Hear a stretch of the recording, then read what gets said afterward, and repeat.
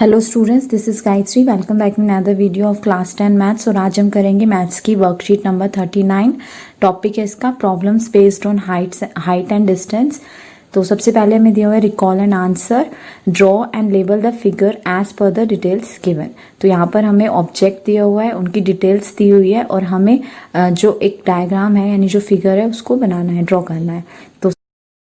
तो सबसे पहले हमें दिया हुआ है tower and tree. Tower and tree के लिए हमें फिगर ड्रॉ करना है। तो ए हो गई हमारी टावर और एक तरफ हो गया ट्री। दोनों के जो बीच का डिस्टेंस है यानी जो बेस है वो हमें गिवन है कितना 40 मीटर और एंगल ऑफ डिप्रेशन जो है वो 30 डिग्री है। और एज वी नो कि जो एंगल ऑफ डिप्रेशन होता है वो डाउनवर्ड डायरेक्शन में बनता है जब हम ऊपर से यानी नीचे की ओर देख रहे हैं, यानी हम टावर से जब ट्री की ओर देख रहे हैं तो एंगल ऑफ डिप्रेशन फॉर्म होगा, वो हमें दिया हुआ है 30 डिग्री। तो इस तरह से हम एक पैरेलल लाइन ड्रॉ कर लेंगे। वो हो गया, ये हो गया हमारा एंगल ऑफ डिप्रेशन 30 डिग्री। और इसी तरह से BD के पैरेलल एक लाइन और ड्रॉ करेंगे A। तो ये हमारा फर्स्ट फिगर जो है वो ड्रॉ हो गया। सेकंड फिगर में हमें दिया हुआ है, wall and ladder and hypotenuse दिया हुआ है 10 metre and angle of elevation दिया हुआ है 60 डिग्री। तो वॉल एंड लैडर, तो ये हमारी एक वॉल हो गई सपोज और ये एक लैडर लगी हुई है। और जो इसका हाइपोटेन्यूज यानी लैडर जो है हाइपोटेन्यूज की तरह यहाँ पर काम कर रही है वो हमें दिया हुआ है 10 मीटर। और जो एंगल ऑफ एलिवेशन है वो दिया हुआ है 60 degree. And angle of elevation कब बनता है? जब हम नीचे से ऊपर की ओर देखते हैं यानी अपवर्ड डायरेक्शन में देखते हैं तो एंगल ऑफ एलिवेशन फॉर्म होता है। तो ये एंगल हमारा एंगल ACB यानी C कितना हो गया 60 डिग्री। तो चाइल्ड और काइट दिया हुआ है हमें नेक्स्ट ऑब्जेक्ट। तो चाइल्ड हो गया और ये काइट हो गई। काइट जो है वो 80 मीटर हाइट पर फ्लाई कर रही है एंड जो चाइल्ड और काइट के बीच में एंगल ऑफ एलिवेशन है वो हमें 45 डिग्री दिया हुआ है। तो जहां से जो चाइल्ड काइट को देख रहा है वहां पर हम एक हॉरिजॉन्टल लाइन ड्रॉ करेंगे जो कि पैरेलल होगी BC के। और एंगल ऑफ एलिवेशन कितना हो गया हमारा 45 डिग्री। एंगल ऑफ एलिवेशन मतलब जब हम अपवर्ड डायरेक्शन में देख रहे हैं। तो चाइल्ड जो है वो अपवर्ड डायरेक्शन में काइट को देख रहा है इसलिए एंगल ऑफ एलिवेशन होगा तो यानी नीचे से ऊपर की ओर बनेगा। तो ये हो गया कितना 45 डिग्री हुआ है। नेक्स्ट एग्जांपल जो है उसमें दिया हुआ है कि the angle of depression of the foot of a tree from the top of a tower is 30 degree. Find the distance of the foot of the tree from the base of the tower. तो यहाँ पर हमें angle of depression दिया हुआ है foot of a tree from the top of a tower, यानी tower के top से जब हम फुट ऑफ द ट्री को देख रहे हैं तो जो एंगल बन रहा है वो कितना है 30 डिग्री का है। और हमें डिस्टेंस फाइंड करना है foot of the tree from the base of the tower, उनके बीच का जो डिस्टेंस है वो हमें फाइंड करना है। तो ये 30 डिग्री का एंगल है तो यहाँ पर भी 30 डिग्री होगा क्योंकि पैरेलल लाइंस के बीच में एंगल्स बन रहे हैं तो वो इक्वल होते हैं, ऑल्टरनेट एंगल्स होते हैं। और AB जो है वो यहाँ पर हमें गिवन है 30 degree. So in triangle ABC, तो in triangle ABC AB upon BC is equal to क्या होगा, यानी जो हमारी ट्रिक थी पंडित बद्री प्रसाद हर बोला उसमें परपेंडिकुलर अपॉन बेस किसकी वैल्यू होती है, tan की होती है। तो AB अपॉन BC जो है वो किसका रेशो है, tan का रेशो है। तो tan और एंगल कितना दिया हुआ है हमें 30। अब AB 30 मीटर है, BC हमें फाइंड करना है। tan 30 की वैल्यू 1/√3 होती है। क्रॉस मल्टीप्लाई करेंगे तो BC कितना आ जाएगा 30√3 मीटर। यहाँ पर जो इन्होंने रेशो लिया हुआ है इसमें हमें BC अपॉन AB का लिया हुआ है और हमने जो रेशो लिया AB अपॉन BC का लिया हुआ है, दोनों तरीके से सही है। AB अपॉन BC करेंगे रेशो tan का हो जाएगा और BC अपॉन AB करेंगे तो cot 30 हो जाएगा। आंसर सेम आएगा। नेक्स्ट जो हमें एग्जांपल दिया हुआ है वो है two poles of equal heights are standing opposite each other on either side of the road which is 80 metre wide. The angles of elevation of the top of the poles from a point between them on the road are 60 degree and 30 degree respectively. Find the height of the poles and the distances of the point from the poles. तो example second में हमें two poles दिए हुए हैं जो opposite side पे हैं दोनों, एक रोड की, और रोड की जो हमें वाइडनेस है वो दी हुई है 80 मीटर, यानी जो रोड है वो 80 मीटर वाइड है और उसके दोनों तरफ इक्वल हाइट के दो पोल्स लगे हैं, यानी AB और CD जो है वो दो पोल्स हैं इक्वल हाइट के। तो हमें जो है पोल की हाइट फाइंड करनी है और साथ ही हमें बताना है कि ये जो पॉइंट है जिससे इन दोनों पोल्स का जो एंगल ऑफ एलिवेशन हमें दिया हुआ है जिस पॉइंट से, वो से उस पॉइंट से जो दोनों पोल्स के बीच का डिस्टेंस है वो हमें फाइंड करना है। तो यहाँ हमने डायग्राम बना लिया है। ये AB और CD जो है टू पोल्स हैं, O कोई पॉइंट है जहां से एंगल ऑफ एलिवेशन हमें दिया 60 डिग्री या 30 डिग्री। सपोज OB X हो गया तो OD कितना होगा, टोटल 80 है तो 80 में से X को माइनस कर देंगे तो OD क्या हो जाएगा 80 माइनस X हो जाएगा।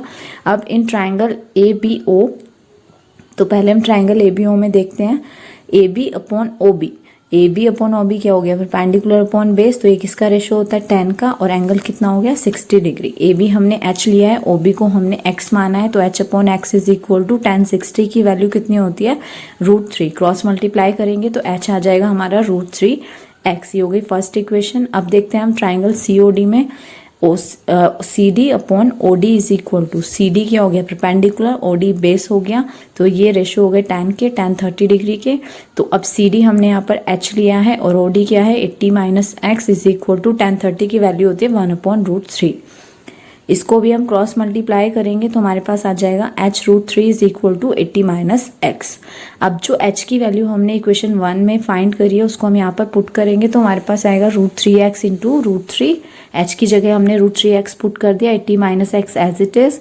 अब √3 को √3 से मल्टीप्लाई करेंगे, 3x is equal to 80 minus x, तो ये हो गया, माइनस एक्स को इधर ले आएंगे, 3x plus x is equal to 80, 4x is equal to 80, x is equal to 80/4, 4 multiply में था, डिवाइड हो गया, तो x की वैल्यू कितनी आ गई, 4 से 80 को डिवाइड करेंगे 20, x आ गया 20।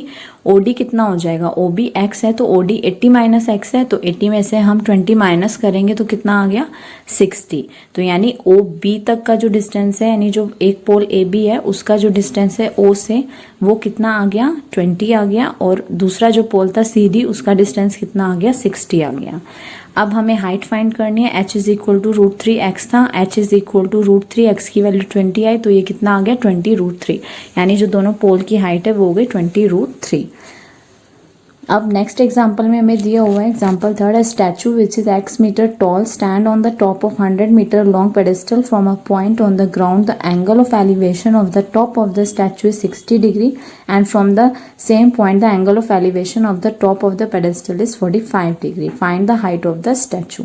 तो यहाँ पर हमें एक स्टैचू दिया हुआ है जो कि x मीटर टॉल है, और वो स्टैचू जो है एक पेडेस्टल है जो कि 100 मीटर लॉन्ग है, उसके ऊपर एक स्टैचू रखा हुआ है, यानी एक 100 मीटर पेडेस्टल है और उस 100 मीटर पेडेस्टल के ऊपर जो है एक स्टैचू रखा हुआ है जो कि x मीटर टॉल है। The angle of elevation of the top of the statue, यानी स्टैचू के टॉप से जो एंगल ऑफ एलिवेशन है वो 60 डिग्री का है, और जिस पेडेस्टल के ऊपर वो स्टैचू रखा है उस पेडेस्टल का जो टॉप है वहां से जो एंगल है वो है 45 डिग्री। हमें फाइंड करना है हाइट ऑफ द स्टैचू। तो इसके लिए हमने ये जो डायग्राम दिया हुआ है इसके अकॉर्डिंगली हम बना लेते हैं दोबारा समझने के लिए डायग्राम। तो ये जो है हमारा पेडेस्टल हो गया 100 मीटर, इसके ऊपर स्टैचू हो गया x मीटर, और दोनों का जो एंगल ऑफ एलिवेशन हो गया 60 डिग्री और दूसरा एंगल हो गया 45 डिग्री। अब in triangle ABC, AB upon BC is equal to, AB क्या है बेस है, BC परपेंडिकुलर है, तो base upon perpendicular is equal to cot 45 degree, तो ये हो जाएगा AB upon BC is equal to cot 45 की वैल्यू 1 होती है 1, एंड क्रॉस मल्टीप्लाई करेंगे तो यहाँ से AB इज इक्वल टू आ गया BC। अब इन ट्राइंगल ABD देखेंगे, BD अपॉन AB, तो अब BD कितना है हमारा, BC तक 100 मीटर है और CD x है, तो टोटल हाइट कितनी हो गई 100 प्लस x, यानी BD को हम क्या रख सकते हैं 100 प्लस x, और ये जो रेशो है ये किसके इक्वल होगा, BD अपॉन AB होगा 10 का रेशो हो जाएगा, तो tan 60 डिग्री। अब 60 डिग्री के लिए वैल्यू होती है √3/1, तो BD हो गया 100 प्लस x, AB और BC इक्वल है, तो इसलिए हम AB की जगह पर क्या रखेंगे 100 रखेंगे, 100 plus x upon 100 is equal to √3/1, cross multiply करेंगे तो हमारे पास आ जाएगा 100 plus x is equal to 100√3, x is equal to 100 उधर ले जाएंगे तो आ जाएगा 100√3 माइनस 100, 100 कॉमन लेंगे तो आएगा 100√3 माइनस 1। अब हमें क्वेश्चंस दिए हुए हैं, इनको सॉल्व करना है। फर्स्ट है find the height of the building shown in the figure. यहाँ पे जो हमें फिगर दिया हुआ है इसमें एक बिल्डिंग दिया हुआ है, उसका एंगल ऑफ एलिवेशन दिया हुआ है 60 डिग्री, और बिल्डिंग के जो ग्राउंड है उसका जो हमें डिस्टेंस दिया हुआ है उस पॉइंट से वो है 50 मीटर। तो हमें जो है बिल्डिंग की हाइट फाइंड करनी है। तो यहाँ पर हमने ABC ले लिया, AB बिल्डिंग हो गई, इसको हमने जो हाइट है उसको हमने H ले लिया और BC हमें 50 मीटर गिवन है। अब in triangle ABC AB upon BC, AB जो है वो हमें यहाँ पर गिवन नहीं है, तो AB हमने H लिया, H अपॉन BC कितना हो गया 50। अब AB अपॉन BC को हमने tan 60 के इक्वल क्यों रखा है, क्योंकि AB परपेंडिकुलर है और BC बेस है। परपेंडिकुलर अपॉन बेस क्या होता है 10 का रेशो होता है, और tan 60 डिग्री की वैल्यू कितनी होती है √3/1। अब क्रॉस मल्टीप्लाई करेंगे तो यहाँ से AB कितना आ गया 50√3 मीटर, तो यानी जो हाइट है बिल्डिंग की वो आ गई 50√3 मीटर। सेकेंड क्वेश्चन में हमें दिया है child is watching a bird on a tree, the angle of elevation of his her side is 45 degree, the child is 1.5 metre tall, find the height of the tree when the distance between the foot of the tree and child on the ground is 30 metre. तो हमें यहाँ पे क्या दिया हुआ है, एक child है जो एक बर्ड को वॉच कर रहा है जो कि एक ट्री पर है, and the angle of elevation जो है वो हमें दिया हुआ है 45 डिग्री। अब जो चाइल्ड है उसकी हाइट कितनी है, वो 1.5 मीटर टॉल है। तो ये चाइल्ड हो गया यहाँ पर और ये ट्री हो गया। अब चाइल्ड का जो एंगल ऑफ एलिवेशन है, यानी कि जब वो नीचे से ऊपर की तरफ बर्ड को वॉच कर रहा है तो जो एंगल ऑफ एलिवेशन है वो कितना है, 45 डिग्री है। अब क्योंकि चाइल्ड की भी हमें हाइट गिवन है 1.5 मीटर है, तो एंगल ऑफ एलिवेशन क्या होगा, वहां से देखा जाएगा जहां से वो देख रहा है। तो यानी जो लाइन ऑफ साइट है वो हमारी क्या होगी, जहां से वो देख रहा है वहां पर होगी। तो हम क्या करेंगे, जो बेस है उसके पैरेलल एक और लाइन ड्रॉ करेंगे, हॉरिजॉन्टल लाइन, और यहाँ से जो एंगल ऑफ एलिवेशन होगा वो किसके इक्वल होगा, 45 डिग्री के। अब क्योंकि ये जो डिस्टेंस है ये 1.5 मीटर है, तो जो हमारा सी, अब इसको हम लेबल कर लेते हैं, हो गया ABCDE। तो जो ED है, जो मतलब चाइल्ड की हाइट है 1.5 मीटर है, तो BC भी कितना होगा, 1.5 मीटर होगा। और जो CD है, वो जो डिस्टेंस हमें दिया हुआ है वो 30 मीटर है, तो EB भी क्या होगा, 30 मीटर होगा, क्योंकि दोनों एक दूसरे के पैरेलल एंड इक्वल है। अब हमें जो AB है उसकी हमें फाइंड करना है, AC फाइंड करना है। तो BC तो हमारा 1.5 मीटर आ गया, और AB को हमने क्या लेट कर लिया, AB को हमने लेट कर लिया कि वो X है, और जो टोटल हाइट है वो हमें फाइंड करनी है, यानी हमें फाइंड करना है AC। तो अब हम देखते हैं triangle ABE, AB upon EB is equal to, AB क्या है, परपेंडिकुलर है, और बेस क्या है, EB। तो परपेंडिकुलर अपॉन बेस किसका रेशो होता है, tan का रेशो होता है, तो ये इक्वल हो गया tan, एंगल दिया हुआ है 45 डिग्री। AB को हमने क्या लिया, यहाँ पे X लिया है, EB हो गया 30 metre is equal to tan 45 की वैल्यू होती है 1, क्रॉस मल्टीप्लाई करेंगे तो X कितना आ गया, 30 मीटर। अब हमें फाइंड करना है AC, AB आ गया 30 मीटर और BC हमें पता है कि वो 1.5 मीटर के इक्वल है। तो AC को हम क्या लिख सकते हैं, AB प्लस BC लिख सकते हैं। तो AB में हम BC को ऐड करेंगे तो टोटल हाइट आ जाएगी, AB आ गया 30 मीटर, BC है 1.5 मीटर, दोनों को ऐड करेंगे तो आ जाएगा 31.5 मीटर। नेक्स्ट लास्ट क्वेश्चन है, the angle of depression of a car parked on the ground from the top of a 75 metre high tower is 30 degree, find the distance of the car from the base of the tower. तो यहाँ पर हमें angle of depression दिया हुआ है car का, जो कि एक ग्राउंड में पार्क है, और एंगल ऑफ डिप्रेशन जो है कहाँ से दिया हुआ है, एक 75 मीटर हाई टावर से दिया हुआ है, यानी कि एक 75 मीटर ऊंची टावर से दिया हुआ है। तो हम इसके लिए डायग्राम ड्रॉ कर लेते हैं। तो डायग्राम ड्रॉ करने के लिए हमने 75 मीटर हाई एक टावर ले ली, और इसके इस पॉइंट से एंगल ऑफ डिप्रेशन जो है वो 30 डिग्री है। तो ये हो गया हमारा एंगल ऑफ डिप्रेशन। अब ये जो एंगल है ये इसके इक्वल होगा, एंगल A जो है वो C के इक्वल होगा, क्योंकि ये ऑल्टरनेट एंगल्स फॉर्म कर रहे हैं, दोनों लाइन पैरेलल्स हैं। अब हम देखते हैं triangle ABC, AB upon BC हमें फाइंड करना है distance of the car from the base of the tower. हमें BC जो है वो हमें फाइंड करना है। तो हम क्या रेशो लेंगे, AB upon BC is equal to tan 30। AB हमें गिवन है 75 मीटर, BC हमें फाइंड करना है, और tan 30 की जो वैल्यू होती है वो कितनी होती है, 1/√3।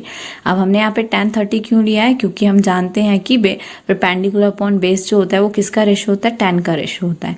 tan 30 की वैल्यू पुट करेंगे, क्रॉस मल्टीप्लाई करेंगे तो BC हमारा आ जाएगा 75/√3 मीटर।